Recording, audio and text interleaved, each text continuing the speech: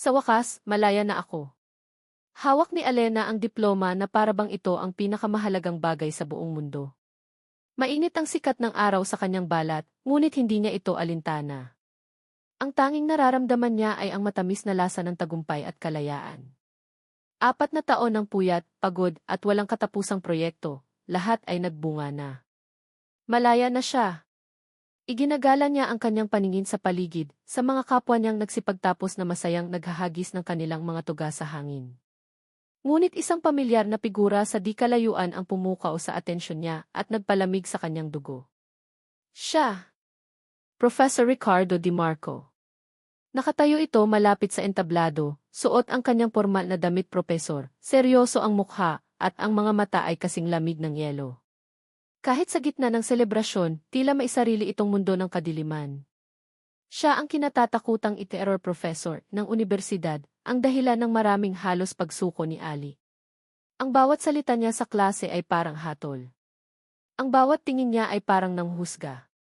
Napanguso si Ali. Kahit sa huling araw niya sa unibersidad na ito, kailangan pa rin niyang masilayan ang pagmumukha ng lalaking iyon. Ngunit isang ngiti ang unti-unting sumilay sa kanyang mga labi. Bahala ka sa buhay mo, sir. Hinding-hindi mo na ako makikita pa, bulong niya sa sarili. Ito na ang katapusan. Babalik siya sa kanilang probinsya sa Batangas, ipagmamalaki ang kanyang diploma, at pagkatapos ay lilipad patungong Maynila para tuparin ang kanyang mga pangarap. Malayo sa anino ni Professor Di Marco. Ang saya-saya ng munting salu-salo sa kanilang maliit na bahay sa loob ng Hacienda Di Marco. Ang amoy na nilutong adobo ng kanyang ina ay salubong sa kanya pag-uwi. Ipinagmamalaki siyang niyakap ng kanyang ama, ang mga palad nitong magaspang dahil sa pagtatrabaho sa bukid ay maingat na hinawakan ang kanyang diploma. Anak, ang galing-galing mo, sabi ng kanyang ama, may namumuong luha sa mga mata nito. Salamat sa lahat ng sakripisyo ninyo, Tay, sagot ni Ali, ang puso niya ay puno ng pasasalamat. Pag nakahanap ako ng magandang trabaho sa Maynila, hindi na po kayo mahihirapan.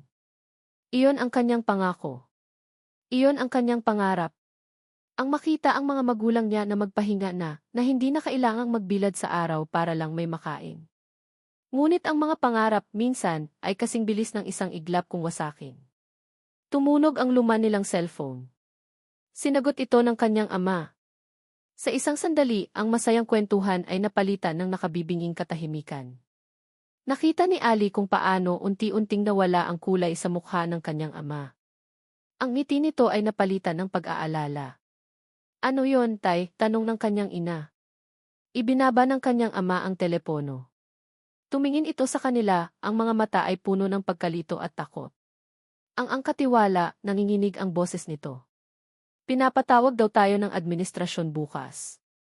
May notice na kailangan na raw nating lisanin ang bahay at ang lupang sinasaka natin. May 1 linggo lang daw tayo. Parang bombang sumabog ang mga salitang iyon sa tenga ni Ali. Ano? Bakit daw po? Gulat niyang tanong. Ilang dekada na tayong nagsisilbi sa Hacienda Di Marco. Bakit bigla-bigla? Nagkibit balikat lang ang kanyang ama, bakas ang kawalan ng kapangyarihan sa mukha nito. Ang kanyang ina ay napahawak sa dibdib, hindi makapaniwala. Ang adobo sa mesa ay tila nawala ng lasa. Ang diploma na hawak niya kanina ay parang naging isang walang kwentang piraso ng papel. Hindi niya ito matatanggap. Hindi pwede. Matapos ang lahat ng sakripisyo, hindi sila pwedeng basta nalang paalisin na parang mga hayop.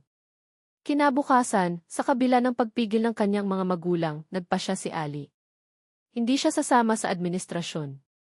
Pupunta siya sa pinakaugat ng lahat. Kakausapin niya ang may-ari ng hacienda. Kakausapin niya si Doña Imelda Di Marco. Ang mansyon ng mga Di Marco ay nakatayo sa tuktok ng isang burol, tila isang hari na nagmamasid sa kanyang kaharian. Ang laki at ganda nito ay isang insulto sa maliliit na bahay ng mga manggagawa sa ibaba. Nanginginig ang mga tuhod ni Ali habang naglalakad siya sa mahabang driveway. Pakiramdam niya ay lulunukin siya ng buo ng naglalakihang gate. Pinagbuksan siya ng isang katulong na tumingin sa kanya mula ulo hanggang paa, tila sinusuri kung karapat-dapat ba siyang tumapak sa mamahaling marmol ng sahig. Nandyan po ba si Doña Imelda? Gusto ko po sana siyang makausap, magalang niyang sabi. Pinaghintay siya sa isang sala na mas malaki pa sa buong bahay nila.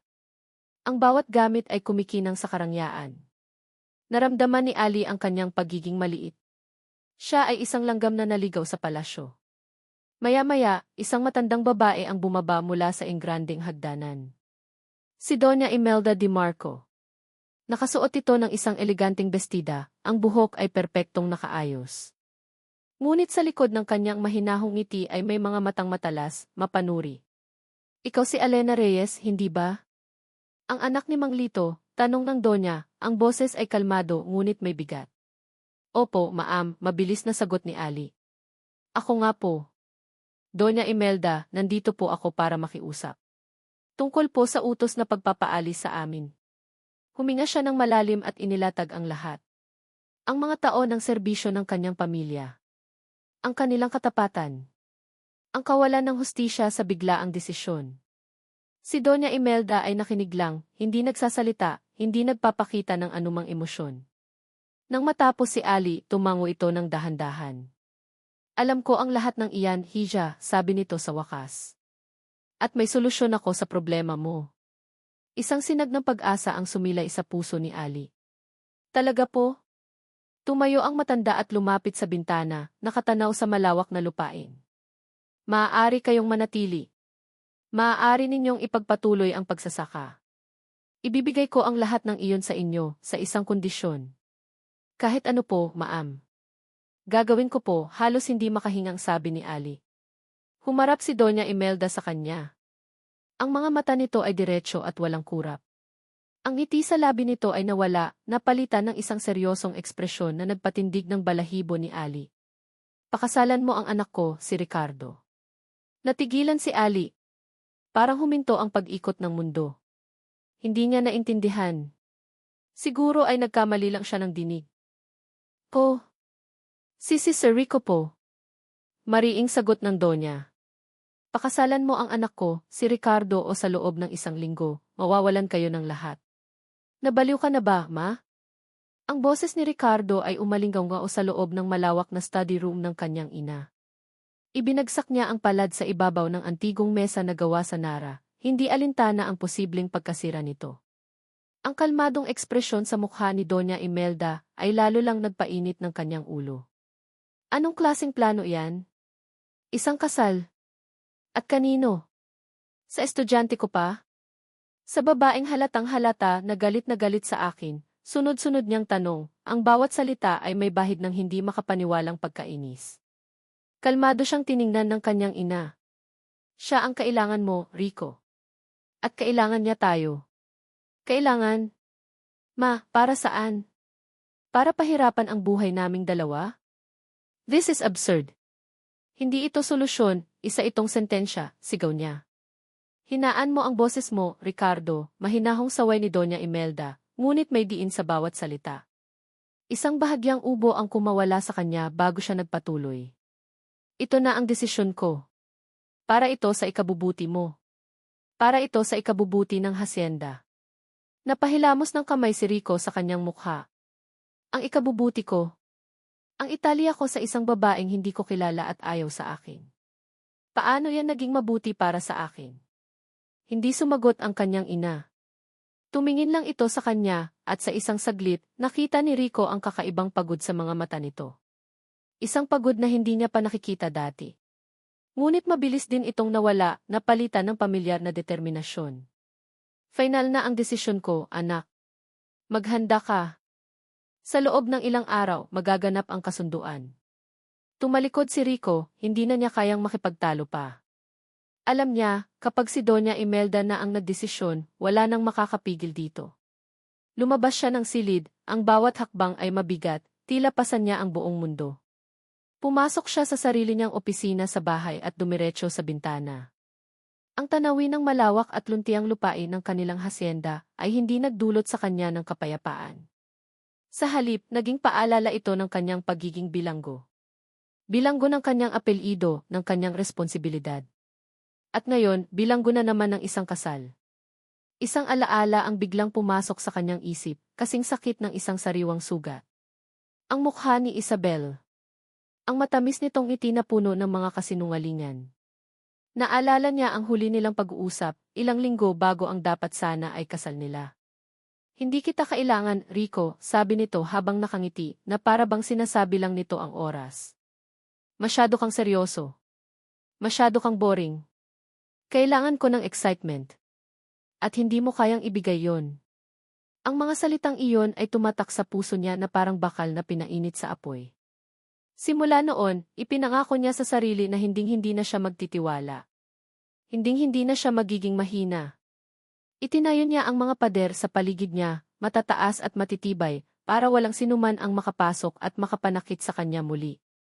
Ngayon, ang kanyang sariling ina ang gumigiba sa mga pader na iyon, gamit ang isang babaeng mas gugustuhin pang tumalon sa bangin kaysa mapalapit sa kanya. Dumating ang araw ng pagpirma. Ang opisina ng abogado ng pamilya ay malamig at tahimik. Napakalamig.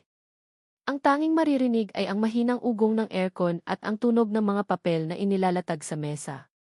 Naroon na si Alena Reyes pagdating niya. Nakaupo ito sa silyang pinakamalayo sa kanya, katabi ang kanyang mga magulang na halatang hindi komportable. Hindi man lang siya nito tiningnan. Ang mga mata nito ay nakatuon sa sahig, ngunit nakita ni Rico ang pag-igting ng panga nito. Galit. Iyon ang nababasa niya. Purong galit.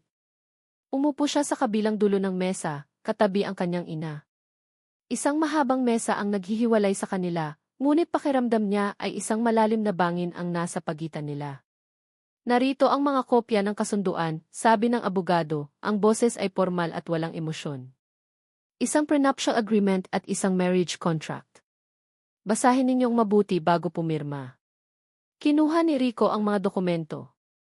Hindi na niya ito binasa. Alam niya ang laman nito. Isang negosyo. Isang transaksyon. Mananatili ang pamilya Reyes sa hacienda, at bilang kapalit, si Alena ay magiging heiress de Marco sa papel. Ang kasal ay tatagal ng hindi bababa sa 2 taon, o hanggat hindi sila nagkakaroon ng mutual agreement na tapusin ito. Napatingin siya kay Alena. Nakayuko pa rin ito, binabasa ang bawat linya ng kontrata na para bang naghahanap ng butas para makatakas. Nakita niya ang bahagyang panginginig ng mga kamay nito. Hindi lang galit. May takot din. Sa isang iglap, nakaramdam siya ng awa. Ngunit mabilis niya itong iwinaksi. Hindi niya kailangan ng awa. Hindi niya kailangan ng kahit anong emosyon. Ito ay isang kontrata. Isang paraan para pagbigyan ang kagustuhan ng kanyang ina. Inabot ng abogado ang isang ballpen kay Alena. Nag-atubili ito sandali. Tumingin ito sa kanyang mga magulang na tumango lang sa kanya na mailungkot sa mga mata. Huminga ito ng malalim at pumirma. Ang tunog ng dulo ng ballpen sa papel ay parang tunog ng isang kadenang isinasara. Pagkatapos, inabot sa kanya ang kontrata. Tiningnan niya ang pirma ni Alena. Isang magandang sulat kamay, ngunit tila idiniin ng husto, puno ng pagtutol. Walang pag-aalinlangan, kinuha ni Rico ang ballpen at inilagda ang pangalan niya sa ilalim ng pangalan ni Alena. Ricardo de Marco. Ang pirma niya ay mabilis at formal. Parang pumipirma lang siya ng isang business deal. Parang pumipirma sa isa na namang hatol para sa kanyang puso. Nang matapos ang lahat, tumayo si Alena. Hindi pa rin siya tinitingnan nito. Huwag kang mag-alala, Professor, malamig na sabi nito, ang boses ay walang kabuhay-buhay. Isa lang itong kontrata. Walang personalan. Pagkasabi niyon, mabilis itong tumalikod at lumabas ng silid kasama ang kanyang pamilya. Naiwan si Rico na nakatitig sa pinto. Ang mga huling salita ni Alena ay umalinggaw sa kanyang isipan. Walang personalan. Iyon din ang sinabi ni Isabel sa ibang paraan. Isang paalala na sa mga relasyong tulad nito, siya ay laging isang kasangkapan lang, isang obligasyon, isang bagay na ginagamit. Isang pamilyar na kirot ang kanyang naramdaman sa kanyang dibdib. Hindi niya ito pinansin. Tumayo siya, inayos ang kanyang damit, at isinuot muli ang kanyang maskara ng pagiging malamig at walang pakialam. Let's go, ma, sabi niya sa kanyang ina. Nagsimula na ang sentensya. May business event mamayang gabi. Isang importanteng pagtitipon para sa mga investors ng hacienda, sabi ni Ricardo, hindi man lang inaalis ang tingin sa mga papeles na nasa kanyang mesa. Kakatapos lang nilang mag-agahan, isa na namang agahan na puno ng nakabibinging katahimikan. 3 linggo na silang kasal, at sa 3 linggong iyon, pakiramdam ni Rico ay mas lalo lang lumawak ang bangin sa pagitan nila ni Alena. Okay, simpleng sagot ni Ali. Hindi ito nagtanong. Hindi ito nagpakita ng interes. Iyon ang naging takbo ng kanilang pagsasama. Maikling utos, maikling sagot. Kailangan mong sumama, dugtong niya. Doon lang ito napatingin sa kanya, may bahid ng gulat sa mga mata. Bakit? Dahil asawa kita, diretsang sabi ni Rico, kahit na ang salitang asawa ay parang banyaga sa kanyang dila. At kailangan nilang makita na ang lahat ay maayos. Utos ito ni Mama. Nakita niya ang pag-igting ng panga nito, ang pamilyar na kislap ng pagtutol sa mga mata nito. Ngunit sa huli, tumango lang ito. CJ. Nang gabing iyon, habang nag-aayos si Rico sa kanyang silid, kumatok si Alena. Pagbukas niya ng pinto, nakita niya itong nakatayo doon, suot pa rin ang simpleng pambahay. Wala akong maisusuot, sabi nito, ang boses ay mahina, halatang napipilitan. Napabuntong hininga si Rico. May pinahandang damit si Mama para sa'yo. Nasa guest room. Tumango ito at akmang aalis nang pigilan niya ito. Ali. Lumingon ito. Siguraduhin mong maayos ang itsura mo, sabi niya, ang mga salita ay mas naging malupit kaysa sa kanyang intensyon. Tumalikod ito ng walang imik. Nagsisi si Rico sa paraan ng pagkakasabi niya, ngunit huli na ang lahat. Pagbaba niya sa sala, naghihintay na ito. At sa isang sandali, natigilan si Rico. Suot ni Alena ang isang simpleng itim na bestida na ipinadala ni Doña Imelda. Ang damit ay perpektong bumagay sa katawan nito, simple ngunit elegante. Ang buhok nito ay nakapusod ng maayos, at may suot itong kaunting makeup na nagbigay diin sa ganda ng mga mata nito. Hindi ito ang estudyanteng nakasimangot sa klase niya. Hindi ito ang babaeng nakapambahay lang sa loob ng bahay. Iba siya. Nag-iwas agad siya ng tingin, naramdaman ang biglaang pag-init ng kanyang mga tainga. Tara na, sabi niya, ang boses ay mas malamig kaysa dati para itago ang kanyang reaksyon. Ang event ay ginanap sa isang mamahaling hotel sa Maynila. Ang hangin ay puno ng amoy ng pera at kapangyarihan. Pilit nang humingiti si Rico, kinakamayan ang mga taong kailangan niyang pakisamahan. Si Alena ay tahimik lang sa kanyang tabi, isang perpektong anino, ginagampanan ang papel nito ng walang reklamo. Rico, dinay man. Isang boses ang pumutol sa kanilang pag-uusap. Isang lalaking nakangisi ang lumapit sa kanila. Si Miguel Sarmiento. Ang pinakamalaki nilang karibal sa negosyo. Sarmiento, bati ni Rico, ang ngiti niya ay hindi umabot sa kanyang mga mata. Tumingin si Miguel kay Alena mula ulo hanggang paa, isang mapanuring tingin na hindi nagustuhan ni Rico. So, this is the new Dimres Di Marco. Congrats sa kasal, Di Marco. Biglaan yata. Ang mga salita ay may halong pang-iinsulto. Naramdaman ni Rico ang pag-igting ng braso ni Alena na nakakapit sa kanya. Life is full of surprises, Sarmiento, malamig na sagot ni Rico, hinila niya si Alena palayo. May kukunin lang akong inumin, paalam ni Ali, halatang gusto nang makatakas sa tensyon. Tumango lang si Rico at pinanood itong lumayo. At doon nangyari ang bagay na matagal na niyang kinatatakutan. Isang pamilyar na halakhak ang narinig niya mula sa kabilang dako ng silid. Isang tunog na parang multo mula sa nakaraan. Nanlamig ang kanyang dugo.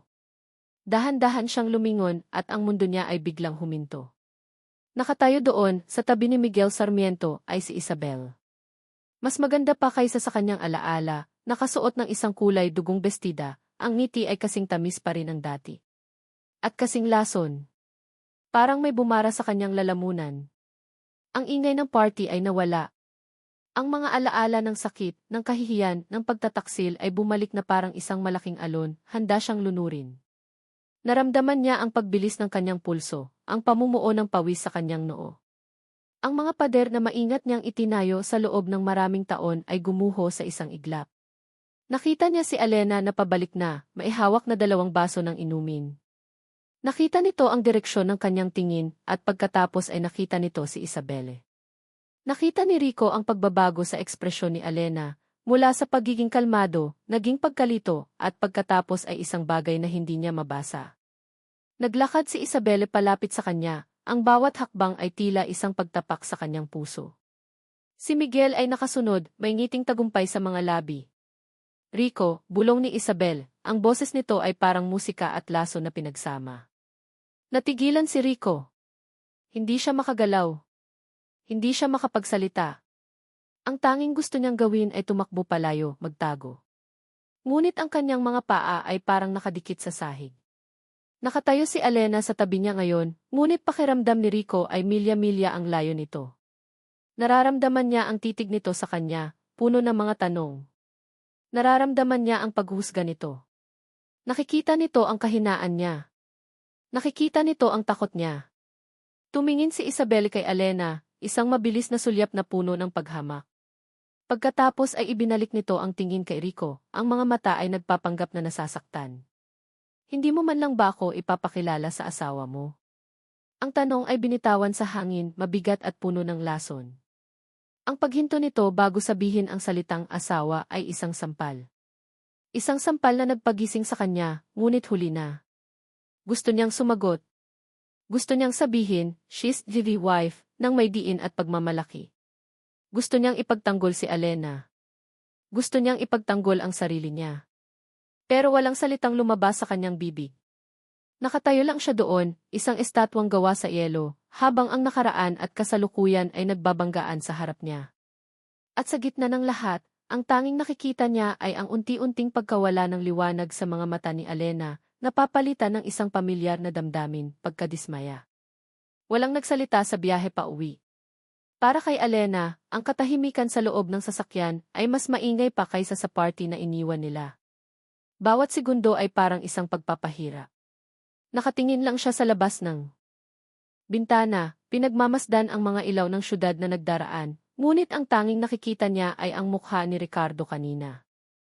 Ang takot. Ang gulat. Ang pananabik. Hindi niya kailangang maging henyo para maintindihan. Ang babaeng iyon, si Isabel, ay hindi lang isang simpleng kakilala.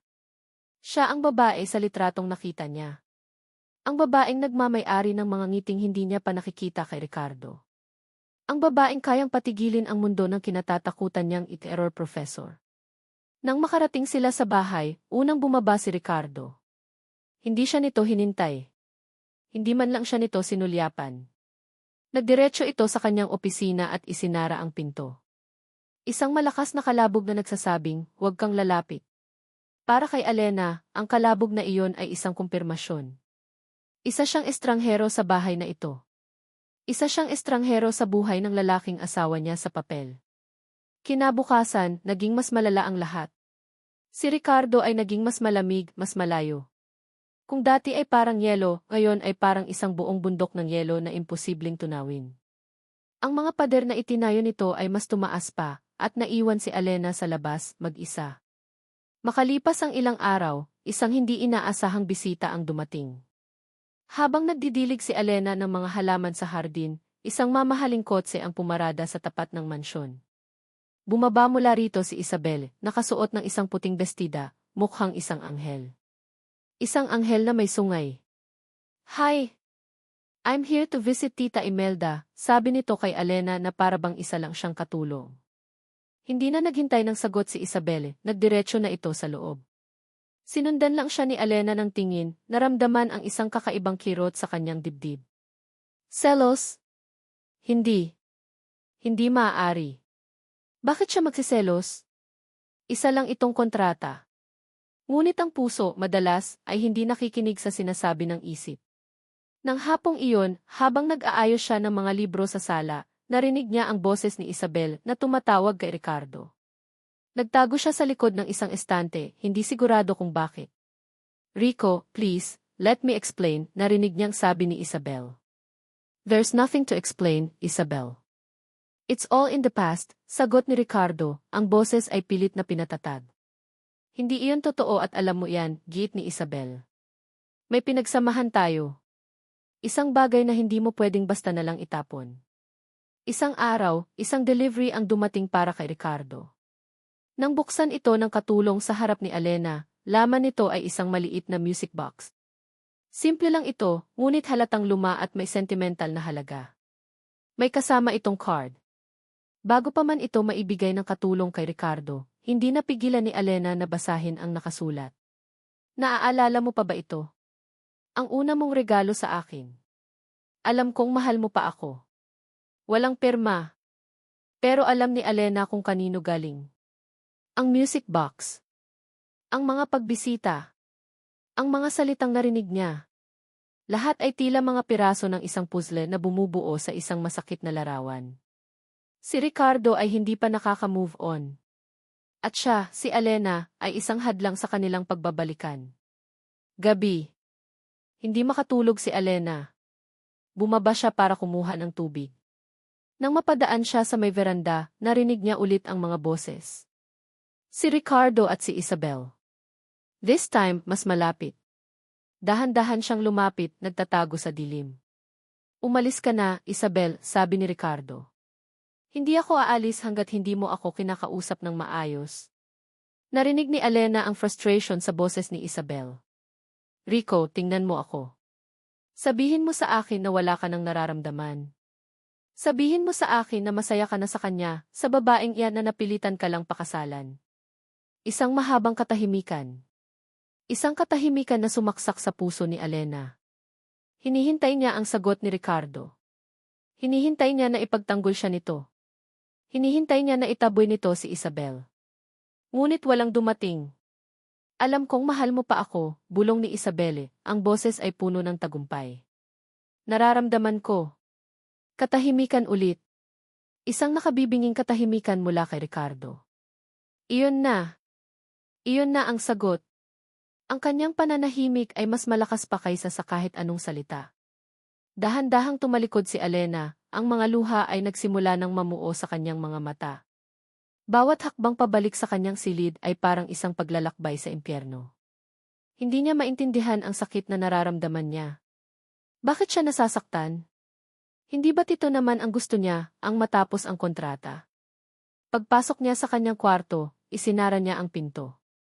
Sumandal siya dito at doon na bumuhos ang kanyang mga luha. Tahimik siyang umiyak, ayaw niyang marinig siya ni Numan.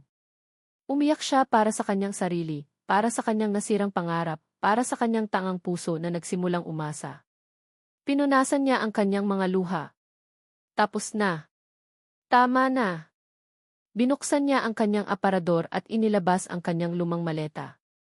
Dahan-dahan niyang inilagay ang kanyang mga damit sa loob. Bawat damit ay may alaala, ang saya, ang pag-asa, ang unti-unting pagkilala sa lalaking akala niya ay halimaw. Kumuha siya ng papel at ballpen. Nagsimula siyang magsulat. Pagkatapos, inilapag niya ang sulat sa ibabaw ng kama. Ang kama kung saan siya natulog ng mailagnat at naramdamang may nag-aalaga sa kanya. Hinawakan niya ng mahigpit ang hawakan ng maleta. Tumingin siya sa paligid ng kwarto sa huling pagkakataon. Tapos na ang kontrata, Ali, bulong niya sa sarili, ang boses ay basag. Oras ng palayain ang sarili mo. Bumalik si Ricardo sa mansyon matapos ihatid si Isabel sa gate. Ang kanyang isip ay isang magulong bagyo. Ang pagbabalik ni Isabel, ang mga salita nito, ang kanyang sariling pananahimik, lahat ay nag-iwan ng isang mapait na lasa sa kanyang bibig.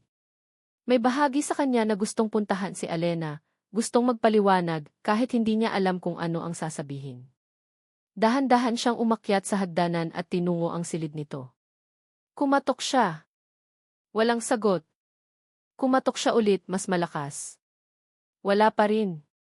Isang hindi maipaliwanag na kaba ang gumapang sa kanyang dibdib. Dahan-dahan niyang itinulak ang pinto.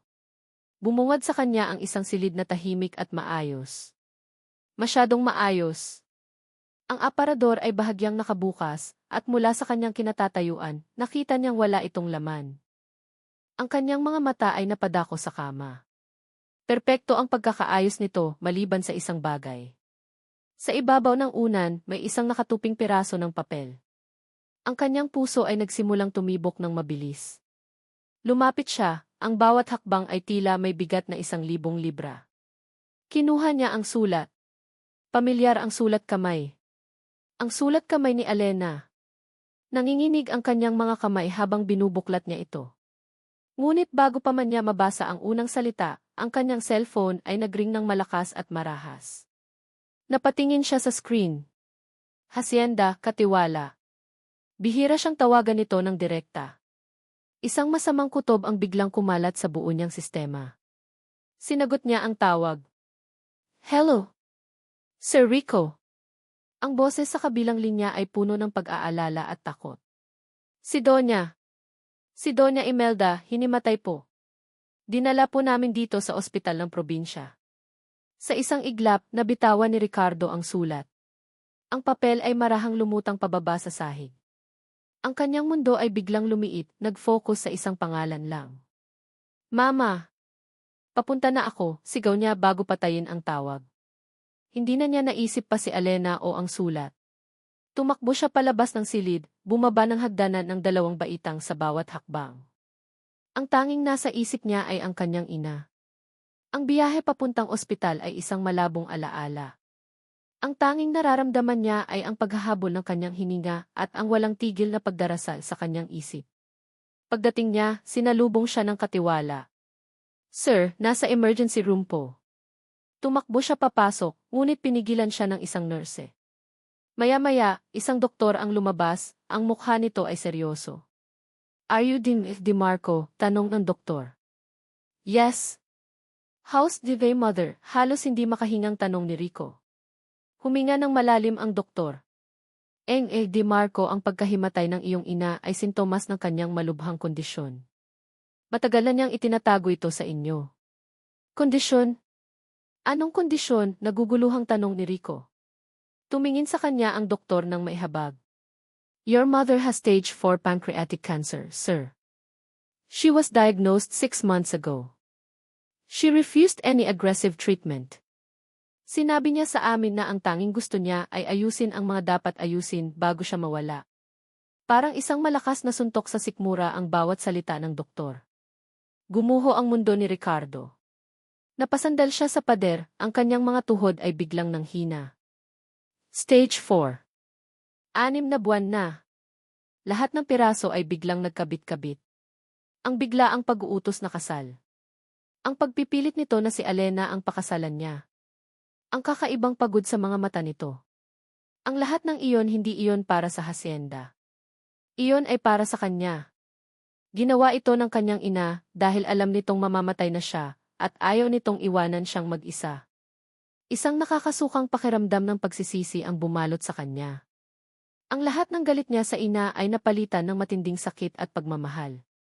Napaupo siya sa isang upuan sa waiting area, ipinatong ang mga siko sa kanyang tuhod at napahilamos sa kanyang mukha. Wala na siya. Hindi na siya ang matigas na si Professor DeMarco. Isa na lang siyang anak na malapit ng maulila. Sa gitna ng kanyang pagdadalamhati, naalala niya ang sulat. Ang sulat na nahulog sa sahig. Dinukot niya ang kanyang cellphone at tinawagan ang isa sa mga katulong sa bahay. Hanapin mo ang sulat sa sahig ng kwarto ni Alena. Basahin mo sa akin. Ngayon na. Narinig niya ang pagmamadali sa kabilang linya. Pagkatapos ng ilang sandali, nagsimulang magbasa ang katulong, ang boses ay nanginginig. Professor DeMarco, simula ng sulat. Siguro ay ito na ang tamang panahon para tapusin ang ating kasunduan. Hindi ko po intensyong manggulo. Nakita ko po kung paano kayo tumingin sa kanya. Karapatan ninyong maging masaya sa piling ng taong tunay ninyong mahal. Aalis na po ako para hindi na maging hadlang sa inyo. Salamat po sa lahat. Alena. Pagkatapos basahin ng katulong ang sulat, ibinaba ni Ricardo ang tawag. 2 dagok sa isang gabi. Ang kanyang ina ay mamamatay na. At si Alena umalis na. Umalis ito dahil sa isang malaking kasinungalingan, isang kasinungalingan na pinalaki ng kanyang sariling katahimikan. Umalis ito dahil sa isang maling akala na nagmamalasakit ito sa kanya. Ngayon niya naintindihan. Si Alena. Ang babaeng pilit niyang itinataboy. Ang babaeng tahimik na nagtiis sa kanyang kasungitan. Ang babaeng nag-alaga sa kanya noong may sakit siya. Ang babaeng nakakita sa pinakamasama niyang estado. Siya ay mawawala na rin. Isang bagong klase ng takot ang bumalot sa kanya. Ang takot na maiwang mag-isang mag-isa. Tumayo siya bigla. Alam niya kung saan ito pupunta. Kung hindi ito makakauwi sa kanila sa hacienda, iisa lang ang pupuntahan nito. Ang terminal ng bus. Tumakbo siya. Tumakbo siya palabas ng ospital, hindi alintana ang tawag ng doktor sa likuran niya. Sumakay siya sa kanyang kotse at pinaharurot ito, ang tanging nasa isip niya ay ang mukha ni Alena.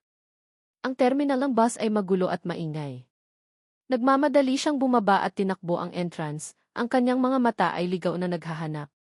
Pinagpapawisan siya, ang kanyang paghinga ay pagod, ngunit hindi niya ito ininda. Alena, sigaw niya, ngunit ang kanyang boses ay nilamon ng ingay ng mga bus at mga taong nagsisigawan. At doon, sa gitna ng kaguluhan, nakita niya ito.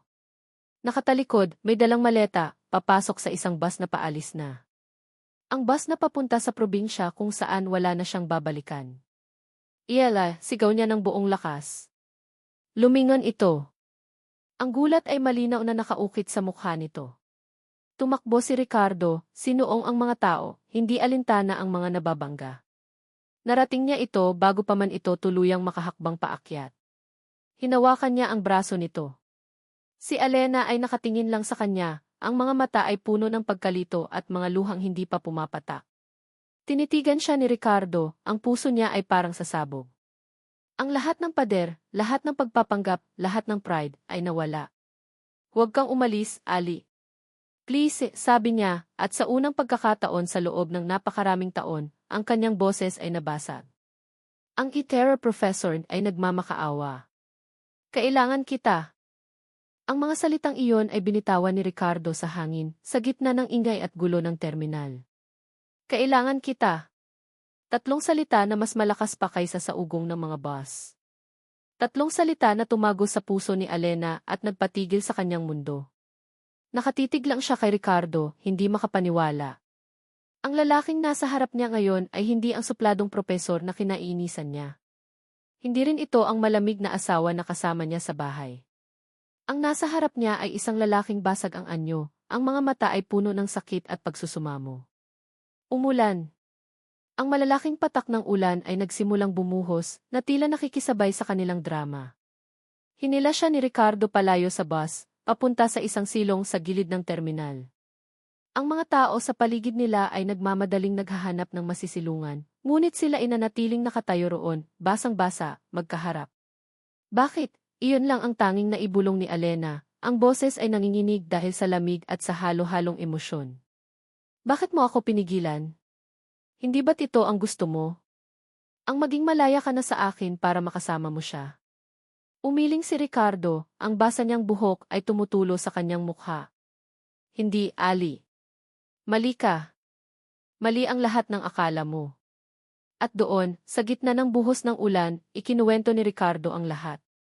Ikinuwento niya ang tungkol kay Isabel, hindi ang pagmamahal, kundi ang sakit ng pagtataksil na iniwan nito. Ikinuwento niya kung paano siya nito iniwan at niloko, at kung paano iyon ang naging dahilan ng pagtatayo niya ng mga pader sa paligid niya. Kaya ako natahimik noong gabing iyon, Ali, dahil sa takot, pag-amin niya. Natakot ako na makita mo ang kahinaan ko. Natakot ako na mangyari ulit ang lahat. Pero hindi ko kailanman inisip na iyon ang magiging dahilan para umalis ka. Pagkatapos, huminga siya ng malalim, ang pinakamabigat na bahagi ay isusunod na niya. At si Mama, Ali. Nabasag muli ang kanyang boses. May sakit siya. Malubha. Kaya niya ginawa ang lahat ng ito. Kaya niya tayo pinilit na magpakasal. Dahil mamamatay na siya, at ayaw niya akong iwanang mag-isa. Sa pagkarinig noon, parang sinaksak ang puso ni Alena. Doña Imelda. Ang babaeng akala niya ay malupit at makasarili.